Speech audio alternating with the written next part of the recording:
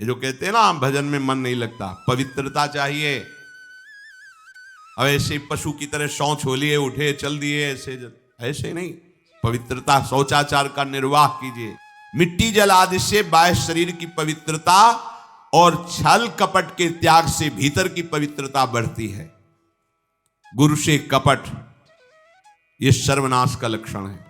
अगर तुम में कोई दोष है, गुरुदेव पूछ रहे हैं, तुमने ऐसा अक्षरशः जैसा हृदय में वैसा बोल दे जी, अब चाहे दंड दो चाहे क्षमा करो, ये आपका विषय, पर सत्य बात यह कि मेरे हृदय में ऐसी पाप वृत्ति थी, मैंने ऐसा किया या ऐसा करने का हमारे संकल्प बन रहा है। गुरु से कपट नहीं। अंदर कपट रखोगे मन मलिन हो जाएगा, भाग जाओगे, माया घसीट ले जाएगी। हृदय में कुछ और चल रहा है, वाणी से कुछ और बोल रहे हो, आचरण में कुछ और है, ये दुष्ट पुरुष का लक्षण है। साधु पुरुष का जो वाणी में वही, हृदय में वही, आचरण में है, तीनों की मिलान है, वही साधु है, वही उपासक है, वही भक्त है, जिसकी तीनों एक हो। वाणी से जो बोला वही हृदय में है, जो हृदय में वही आचरण में है। यहां वाणी से कुछ बोल रहे, हृदय में कुछ चल रहा है, आचरण कुछ और बता रहे, ये ठीक नहीं। सरलता का तात्पर्य है मन, वचन और कर्म, ये तीनों एक होने चाहिए। अहिंसा, वाणी से शरीर से किसी को भी कष्ट ना पहुंचे, ऐसी अंदर धारणा रखो। वो अपने संकल्प विकल्प करके कष्ट भोगे, उसकी बात, हमारे द्वारा किसी को कष्ट ना पहुंचे, ये हमारी धारणा हो। सर्दी गर्मी सुख दुख आदि द्वंद्व हर्ष विषाद आदि जो है, इनको सहना सीखो। भगवान भी आदेश करते हैं, मात्रा स्पर्शास्तु कौन्ते शीतोष्ण सुख दुखदा आगमा पायनो अनित्यास्तास्तितिक्षस्व भारत। जो इनको सह जाता है वही परम पदवी को प्राप्त होता है। थोड़ी सी गर्मी आहा, थोड़ी सी सर्दी आहा, पूरे जीवन गर्मी। पैर की त्वचा ऐसी हो गई थी कि बंबूल का कांटा टूट जाता था, घुसता नहीं था। जीवन में कभी पादुका ही नहीं, तो चमड़ी इतनी मोटी हो गई थी पैरों की। सर्दी गर्मी जैसा आप इसको, आप देखो यहां आप कौन सा स्वेटर पहनते हैं, जीवन में कभी नहीं। सर्दी में क्या होता है, यहां ये त्वचा नहीं क्या, हमें तो लगता है काफी सुकोमल अन्य अंगों से यहां की त्वचा है, कपोल, नासिका, नेत्र आदि। यहां क्या पहनते हो सर्दी में, क्या बिगड़ जाता है? क्योंकि अभ्यास है, गर्भ के बाद निकलने के बाद यहां कुछ ढका ही नहीं, यहां कुछ नहीं ढका, तो पूरे जीवन ढकने की जरूरत नहीं। और अगर पूरे अंगों में न ढका होता तो पूरे जीवन ढकने की जरूरत नहीं। जो जंगल में दिगंबर महापुरुष रहते थे गंगा के किनारे कितने, तो उनको क्योंकि अभ्यास, और हमने अभ्यास किया कपड़े लत्ते का, तो अभ्यास, हमने अभ्यास किया एसी रूम का, अभ्यास किया गीजर से नहाने का, वो अभ्यास किया तीनों काल गंगा स्नान, वो अभ्यास, कुछ फर्क नहीं पड़ा इस जड़ शरीर में। इसको जैसे रखो। तो सहने का अभ्यास, यदि माया से मुक्त होना है तो सहने का अभ्यास रखो। ये जरा में ओह बहुत गर्मी, ये नहीं उपासक, गर्मी है ठीक है, शरीर का धर्म है, तो इंद्री में ताप लग रहा है ठीक है, राधा राधा राधा। आप कहोगे प्रवचन करने से नहीं होता। कभी बिजली नहीं रखी ईद दाम में, कटवा के रखे थे? बिल्कुल नहीं।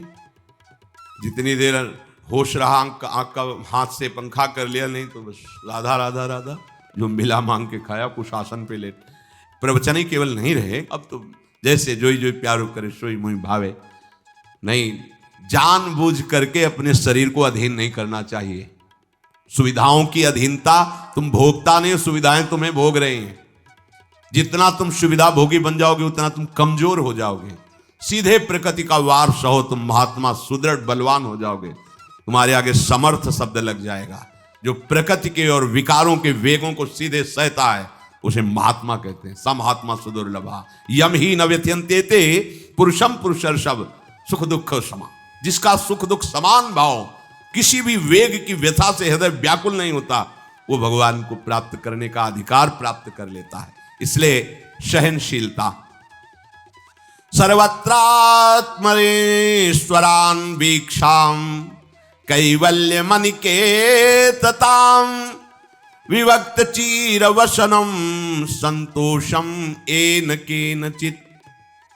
ये ध्यान रखो कि तुम कभी प्रभु से अलग नहीं हो। सर्वत्र भगवान हैं तो यहां भी हैं, सब समय में हैं तो इस समय में भी हैं, सब में हैं तो हम में भी हैं, सबके हैं तो हमारे भी हैं। हम कभी भी प्रभु से बिलग नहीं हूं। एकांत सेवन तुम्हारा स्वभाव बन जाना चाहिए। चाहे जो हो, थोड़े समय के लिए तो एकांत बैठो। एकांत मिला तो मोबाइल का संग कर लिया, एकांत मिला तो मित्र बना लिए, बैठ के प्रपंच वार्ता कर रहे हो। नहीं, अगर भगवत प्राप्ति करनी, माया मुक्त होना है तो एकांत एकांत ही होना चाहिए। भले 100 लोग हैं, हमारा किसी से कोई संबंध नहीं, और हम बैठे हैं अपने आराध्य देव के चिंतन में, हम एकांत हैं। और गुफा में बैठे हैं, शरीर एकांत है, मन से चिंतन संसार का हो रहा है, प्रपंच में है, एकांत में नहीं है। एकांत शब्द का अर्थ समझना चाहिए। हम एकांत को सीधे गुफा या कहीं एकांत ऐसे, एकांत का अर्थ है एक के सिवा दूसरा कोई नहीं, अर्थात एकमात्र भगवत चिंतन में डूबा हुआ उपासक। बाजार में बैठा हुआ भी एकांत है, सभा में बैठा हुआ एकांत है, और प्रपंच का चिंतन करने वाला बंद कमरे में भी प्रपंची है, गुफा में भी प्रपंची है। जहां आप रह रहे हो उसे ये मेरा घर है ऐसी भावना का त्याग कर दे। अनिकेत ये भगवान का दिया हुआ वास स्थान है। कुछ समय के लिए इसमें शरीर निर्वाह कर रहे हैं, ये भी छूटेगा और ये भी छूटेगा। जैसे स्टेशन में बैठा आदमी आराम से, पर वो बैठा इंतजार कर रहा है कि कब हमारी गाड़ी आवे और उस पर हम यात्रा करें। बस ऐसा ही कुछ स्टेशन जैसा विश्राम है, कब मृत्यु आवे और शरीर छूटे, हम प्रिया प्रीतम को प्राप्त हो। ये न मेरा था, न मेरा है, न मेरा रहेगा। ये न मेरा था, न मेरा है, न मेरा रहेगा। गृहस्थ हो तो पवित्र वस्त्र पहने, और त्यागी हो तो जैसे मिल जाए भगवत कृपा से वैसे वस्त्र पहने। प्रारब्ध के अनुसार तुम्हें जैसी व्यवस्था मिली उसमें संतोष करना सीखो, मांग मत रखो।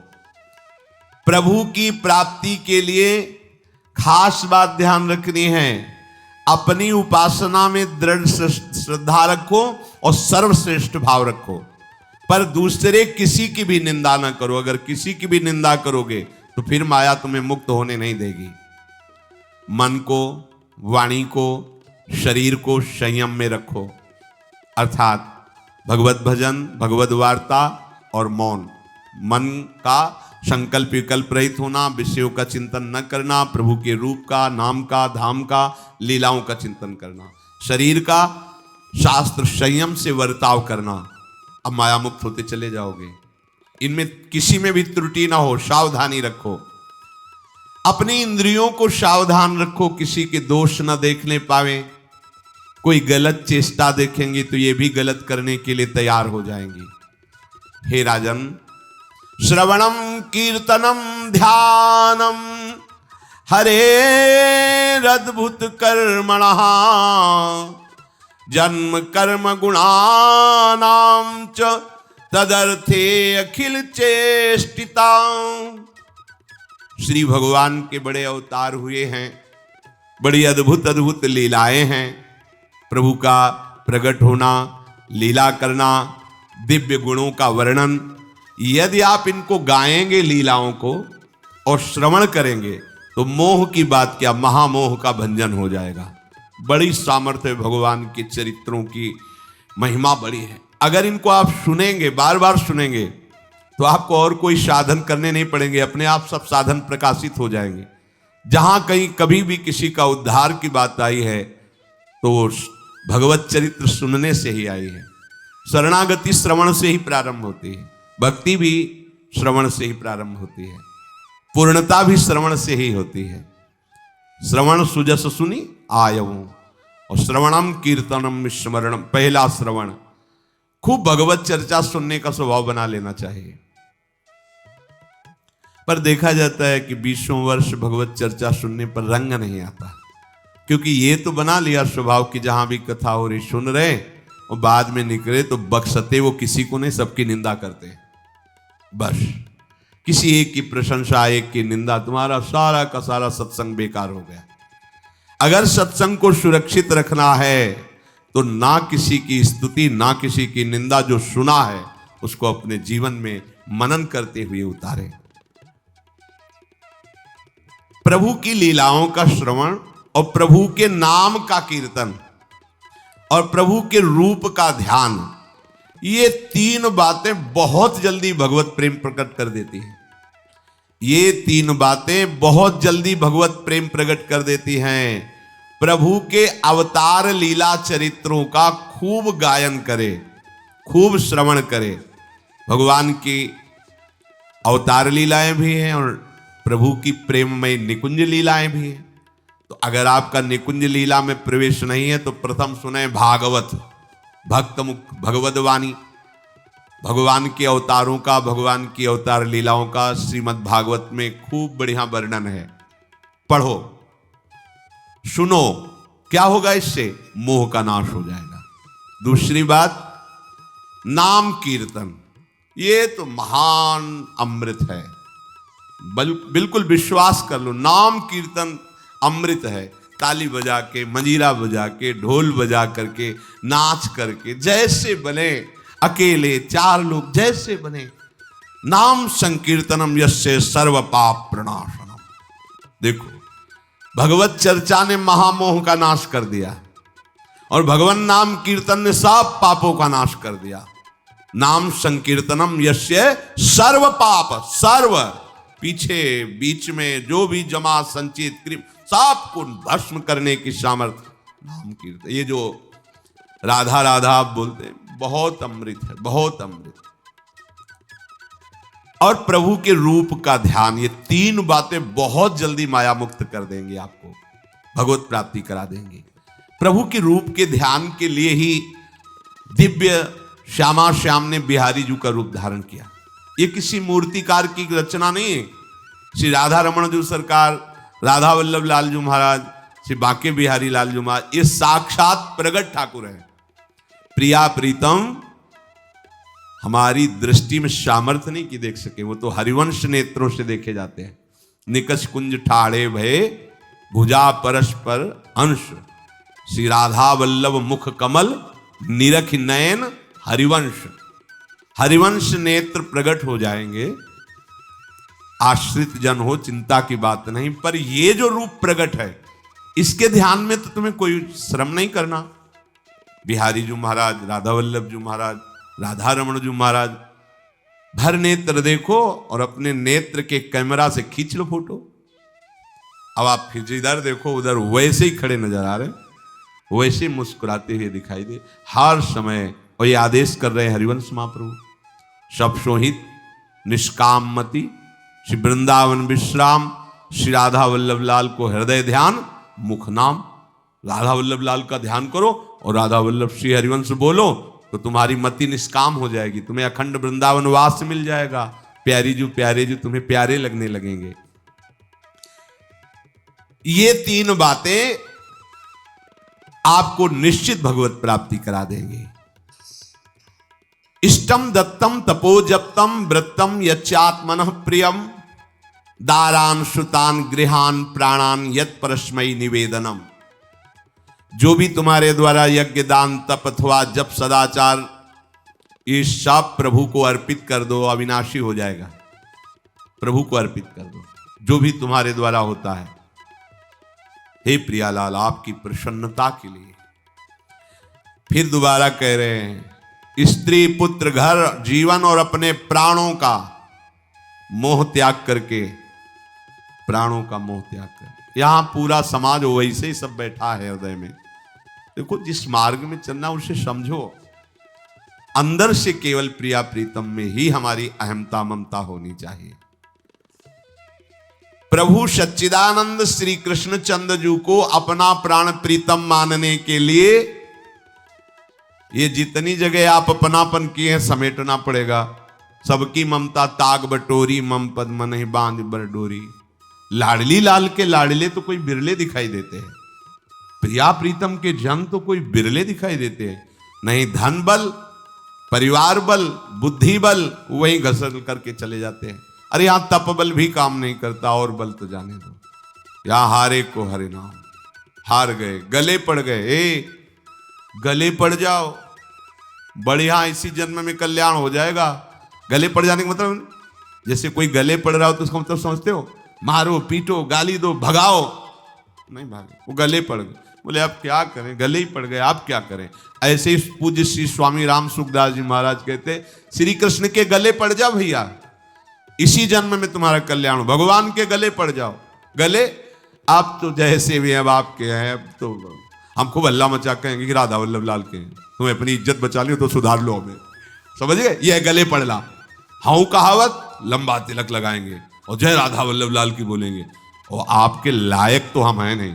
अब आपको अपने लायक बनाना कि आपका दास कैसा होता है, तो आपको बनाने के लिए कोई मशीन की जरूरत नहीं, आप ऐसे बना दोगे, बना देना। अब आपके गले पड़ गए, आप ही हमारी इज्जत हो, आप ही हमारे जीवन हो, अपनी इज्जत संभालनी हो तो हमें संभाल लेना। वो संभाल लेते हैं, वो मच्छर को ब्रह्मा बना देते हैं, घोर पापी को ब्रह्म ऋषि बना देते हैं, उनके लिए कोई दुर्लभ बात नहीं। पर जब तक अहंकार है तब तक उनकी तरफ से ये प्रोसेस शुरू नहीं होता। जब हार गया और गले पड़ गए, फिर वो बड़े बड़े महात्माओं के द्वारा भी बंदनी हो जाते हैं। यदि इसी जन्म में भगवत प्राप्ति करनी है तो ये काम तो आपको बड़ी जल्दी कर लेना है। जहां जहां हमारी ममता है उसे प्रभु के चरणों में लगानी ही पड़ेगी। चूक करोगे, वही ममता की डोर मन को घसीट लेगी और अगले जन्म का विधान बना देगी। यदि आपको इसी जन्म में भगवत प्राप्ति करनी है तो सबकी ममता ताग बटोरी, मम पद मन ही बांधी बरडोरी। एवं कृष्णात्मनाथेषु मनुष्येषु च सौहृदम परिचर्यां चोभयत्र महत्सु नृषु साधुषु। और ये सब सहजता पूर्वक तब हो जाएगा जब किसी संत महापुरुष का आश्रय ले लोगे। जिन संत महापुरुषों ने अपने समर्पण के प्रभाव से, भजन के प्रभाव से सच्चिदानंद भगवान श्री कृष्ण को अपनी आत्मा के रूप में साक्षात्कार कर लिया है, यदि उनसे प्रेम हो जाए, संतों से प्रेम होना संतों से बड़ा कठिन है। अभी कोई मुस्कुरा के तुमसे कह दे कि कई दिनों से हम तुम्हें देख रहे थे या देख रही थी, बस तुम्हारे मन को कोई निग्रह विग्रह करने की जरूरत नहीं, वो घसीट जाएगा। वो बड़े भाग्यशाली हैं जिन्होंने संतों से प्रेम किया। यहां कह रहे हैं ये जितनी बातें बताई गई, दया, तितिक्षा, मौन, मनोनिग्रह, इंद्रिय निग्रह, परिवार की ममता का त्याग, भगवान से अपनापन, भागवत धर्म का प्रादुर्भाव होना, ये एक साथ सब हो जाएंगे केवल तुम्हें गुरु चरणों से प्रेम हो जाए, संत चरणों से प्रेम हो जाए, क्योंकि उन्होंने सच्चिदानंद स्वरूप भगवान कृष्ण को अपने प्रेम बल से अधीन कर लिया है। यदि परोपकारी संत जनों से हमारी प्रीति हो जाए तो हमारा स्वभाव बदल जाएगा। संतों से प्रीति है, ये तुम्हारे स्वभाव से परिचय मिलेगा। क्या? परस्परानुकथनम पावनम भगवद्यशः मिथो रतिर्मिथस्तुष्टिर निवृत्तिर्मिथयात्मनः। जब संतों से प्रेम हो जाता है तो स्वभाव बन जाता है क्या? भगवत चर्चा करने का। अपने लोग जब नई अवस्था में तो भिक्षा के लिए चले और आगे संत मिल गए, 2-2, 3-3 घंटे धूप में खड़े भगवत चर्चा हो रही, नीचे धूल जल रही, ऊपर से सूर्य ताप है और खड़े 2-2, 3-3 घंटे चर्चा हो। शाम की किसी बात पर छिड़ गई तो ये शास्त्र 12-1 रात्रि के बज रहे, वो प्रसंग पूरा और उसका निर्णय, रात दिन उसी की चर्चा। स्वभाव बदल जाएगा, कुछ और अच्छा नहीं लगेगा। परस्परानुकथनम पावनम भगवद्यशः, परम पवित्र करने वाले भगवान की बातें वो परस्पर करने लगते हैं। यदि संतों से प्रेम नहीं तो जहां दो मिलेंगे वहां संसार की वार्ता होगी। संत प्रेमी जब मिलेगा तो भगवत चर्चा होगी। ये पहचान है परस्परानुकथनम पावनम भगवद्यशः। आपस में इकट्ठे होकर नाम कीर्तन करना, भगवत चर्चा करना। पर मिथोरतिर, जो प्रपंची लोग हैं उनसे उनका संबंध नहीं होता। मिथस्तुष्टि, जो भोगी लोग भोगों में सुख प्राप्त करते हैं, उपासकों को उसमें नहीं। जब भगवत चर्चा होती तो ऐसी तृप्ति होती, 1 घंटा चर्चा हुई, आनंद मगन हो गए, आहा, आज हमें प्रभु का यश सुनने को मिला, आज भगवत भक्त का संग, हृदय पावन होने लगता है। आध्यात्मिक शांति का अनुभव उन्हीं उपासकों को होता है जो प्रपंच वार्ता न करके परस्परानुकथनम पावनम भगवत दिशा स्मरन्तः स्मारयन्तश्च मिथौघौघहरं हरिं भक्त्या संजातया भक्त्या बिभ्रत्युत्पुलकां तनुम्। अब वो जो संत प्रेमी उपासकों ने ये व्रत ले लिया कि प्रपंच चर्चा नहीं करेंगे, केवल भगवत चर्चा करेंगे, तो अब क्या हुआ, बोले राशि राशि पापों का नाश हो गया उनके। आहा, वो ऐसे श्री कृष्ण स्मरण में रम गए, दूसरों को श्री कृष्ण स्मरण कराना, स्वयं स्मरण में रमना, अब उनके हृदय में प्रभु से प्रेम का उदय हो गया। अब उनके हृदय में जब प्रेम उदय हुआ तो क्वचिद रुदन्त्यच्युत चिंतया क्वचित दशन्ति नंदन्ति वदन्त्यलौकिकाः नृत्यन्ति गायत्यनुशीलयन्त्यजं भवन्ति तूष्णीं परमेत्य निर्वृताः। उनके हृदय की विलक्षण दशा होने लगी। वो कभी ऐसी घोर चिंता में डूब गए कि इतना समय हो गया, अभी प्रियाजू का दर्शन नहीं हुआ, प्रियाजू हमसे बात नहीं किए, चिल्ला चिल्ला के रोना शुरू, शुद्ध नहीं मैं कौन हूं, कहां बैठा हूं, ऐसे ये प्रेम उदय हुआ। अब वो चिल्ला चिल्ला के रोना शुरू कर दी, हाय मैं किसके पास जाऊं, किससे पूछूं, कौन मुझे प्रियालाल से मिलाए, बस तड़पना शुरू। सोचते सोचते ऐसा रोना, बेशुद्ध स्थिति। उसी में देखते हैं, अरे प्रियालाल तो गलबैया दिए हुए जा रहे हैं। बस ऐसा स्फुरण हुआ कि वो आनंद मगन हो गए, एकदम मन प्रसन्न, तन प्रसन्न, अभी शोकित थे, अभी आनंदित हो गए। और वो इतने आनंद मगन हुए कि लोकातीत होकर बात करने लगे प्रिया जी से। कोई है नहीं सामने, दिखाई नहीं दे रहा अन्य को, लेकिन उनके सामने प्रियालाल उनसे बात कर रहे हैं। सुना सुना करके सुंदर सुंदर पदों का गायन कर रहे हैं, राग आलाप रहे हैं। और राग में कभी ऊंचा नीचा स्वर की बात नहीं है प्रियालाल के लिए। फिर इतने आनंद में भर गए कि नाचने लगे, झूम झूम करके नाच रहे। लोगों को लग रहा है कोई है नहीं सामने, कैसे ना, ओ प्रियालाल सामने, प्रियालाल को देख रहे, प्रियालाल को पद सुना रहे, प्रियालाल के सामने नाच रहे। और कभी कभी अरे वो तो हमें छोड़कर चले गए, फिर चिल्लाकर रोने लगते हैं, खोजने लगते हैं। कभी कभी अरे वो तो मुझे हृदय से लगाए हुए, एकदम शांत समाधिस्थ, ऐसी भाव दशाएं उसकी होने लगती है। तो जो इस प्रकार गुरु की शरण होकर उनकी आज्ञा पालन करते हुए, संत जनों से प्रीति रखते हुए, परस्पर भगवत चर्चा करते हुए, नाम कीर्तन करते हुए, भगवत रूप का ध्यान करते हुए, प्रतिपल प्रभु का चिंतन करते हैं, उनको इस दुरंत माया से पार होने के लिए कोई कठिनता नहीं, वो सहज में पार हो जाते हैं। और पार ही होना है, दूसरा कोई सूत्र नहीं है हमारे पास, कोई अब मंगल का रास्ता नहीं रह गया। ऐसी आग में जलना, जीते जी जल रहे काम क्रोध की आग में, मरते समय मृत्यु, बार बार जन्म मरण, फिर प्रलय, फिर महाप्रलय, फिर जन्म मरण, कब तक चलता रहेगा।